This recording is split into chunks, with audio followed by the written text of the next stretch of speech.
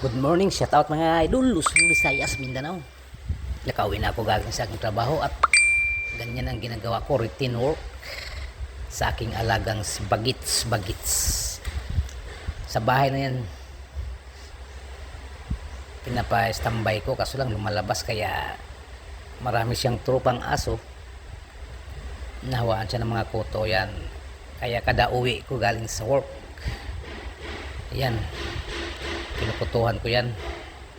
Ubos sa akin yan, hindi ko lulubayan hanggat hindi maubos. Ayan, pagtiyagaan ko na lang mga idol.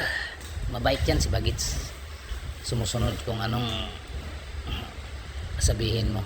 Mabait siya, kaya alagang-alaga namin. Ayan, mapili sa pagkain yan. Hindi kumakain ng isda, mga paboy, ano lang yan, manok na pinirito, adobo mahina, pero kailangan talaga piritong manok. Yan mga idol, mahal natin yung mga alaga natin mga idol. Yan, tuwing uwi ko yan, pinagtiyagaan ko kukunin yung puto niya galing sa mga katropa niya. Lumalabas kasi minsan higa-higa doon sa mga kapitbahay. Yan, ayan. Thank you for watching mga idol.